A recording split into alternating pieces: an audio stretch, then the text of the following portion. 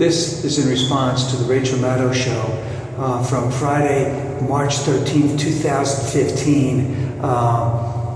The Iran letter, the Republicans are still in damage control. I would call it damage control cubed, because it just keeps multiplying. So will the Republicans suffer any real damage from this? Probably not a whole lot. Is it embarrassing to them at this particular point in time? Yes, it is. Is it fairly unprecedented? Yes, it is. Is it really stupid? It's extremely stupid. But the other thing that the Republicans want to get rid of this really quickly is that it's now into about its 5th day. The editorial pages are still coming out. It's sort of filtering all the way through the mainstream media, so to speak, that this was dumb, this was arrogant. Obama had his chops in at the Gridiron Club the other night and had some great jokes about it. But really stupid thing on the Republicans' part, and their slimy way of trying to get out of it. The snow was coming. We took what McConnell said. I think I stressed in another rant on this a little bit earlier that whoever was a subordinate within McConnell's office should have been fired. But then again, who was the final person that accepted this and said it was okay for all the other senators to sign off? Was it also an underling of McConnell, or was it McConnell himself? I'm not really sure.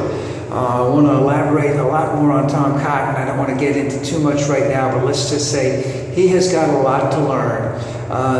Whoever in McConnell's office should have been fired, and the Republicans should know better in terms of that. I'll get into that in just a minute.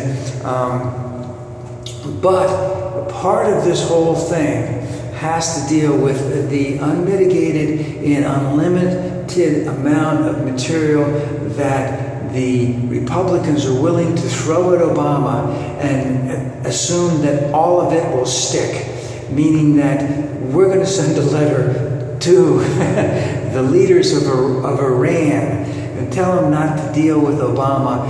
And of course, actually it sort of sounded as if really that if the leaders of Iran read it, they'd say, I think we'd rather deal with Obama because these people are stinking crazy. So, and especially about the fact that in this country, we have had a very, very good practice of not getting into the whole thing in terms of getting into foreign affairs too much. Now, I do remember when Bush was president that he actually came out when he wanted people to vote to give him authorization to go into Iraq before the 2002 elections. He went on the campaign trail and actively said he didn't think that people who wouldn't want to give him that type of authority should be considered very patriotic. Well, okay, and we look how that came out. So, because some people were speaking out, and we know one of them was Robert Byrd, who went on the floor of the Senate and really chastised Bush. And I know he's gone now, but he was right, and he was right all along. And Sean Hannity and all these people just kept on talking about how when he was 20 or whatever, and of course at that time he was 88. that he was in the Ku Klux Klan, and of course that would have been in the 40s or the 30s, and of course that was not necessarily unknown for a Democrat to be in that at that particular point in time. Now, the other thing that was stressed by Rachel and Steve Clements was that this is a war within the GOP which is going to keep going on, meaning they have that element of the people who want to be president right now, which is Cruz, Mark Rubio, Rand Paul, and now we have Tom Cotton, who's not going to go this time, but it sounds like he's getting ready for 2020. He's drawing his lines. He's going to be the foreign affairs expert. But this will cause ingoing problems, lots of problems within the GOP, because they want to prove that they can govern effectively. And for Cruz, Rubio, and Rand Paul right now to try and make a play for the president, they need to prove that nothing is running effectively because they can blame it all on Obama. Wow. So, there are some responsible people within the Republican Party who want to make things work out right. Now, the last thing I want to get into is just this whole thing with Tom Cotton. And the reason why I want to bring this up, he's well written about for all of us who are a little bit in the know, there may be a couple things not going on up there that we don't like, and he was very smart. The Republican operatives brought him in before the election, basically told him to keep his mouth shut, to smile a lot. This is how you answer this is how you answer that, this is how you don't answer this is how you don't answer that. And of course, now he's elected to the Senate. He only served one term in the House. He's 37 years old. He was in Iraq and Afghanistan. He got the bronze medal. He's thinking he's on top of the world, so to speak, that he knows what's going on. And he's smart because he went to Harvard Law. He's much smarter than I am.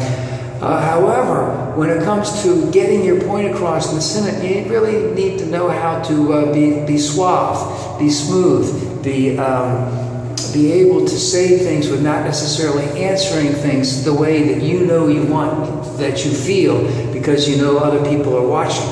He hasn't quite gotten to that yet, so he has opened his mouth a little bit, and he could also be a very, not unifying, but an ununifying, a person who really can bring out some of the worst aspects of the GOP if he's left to go out there and shoot his mouth off, as I would say, unfettered. I see him as a very, I won't use him scary as opposed to, let's say, a dangerous type of person, is that he really has some 19th century concepts about the way America should be that he's expressed before. He kept, as I said, he kept his mouth shut before the election. So I think this is, this proves a couple things. Number one, that the Republicans are not together. They're not intertwined. They have competing factions. They're in a rut. McConnell doesn't really know how to run if he lets something like this go, because they knew this guy was what we call a loose cannon, and they knew that he needed to be watched.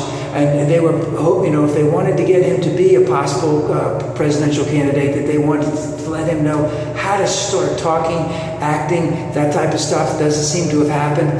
He wrote a letter. Probably someone on his staff wrote it. He agreed with it. It obviously had huge amounts of flaws in it. And instead of having other people look at it and talk to him about it and recommend things, he sent it right to the top to Mitch. Somehow there was miscommunication, and all of this stuff started happening out. So we have some dangerous people who are trying to run for the election in 2016. We have another dangerous person who appears to be on the starting block for 2020 already. The Republicans have a number of competing factions where it seems like it's going to be hard for them to govern, and it all makes that stupid neo-colonialist, Kenyan Marxist Obama actually look like a pretty smart guy running things out of the White House.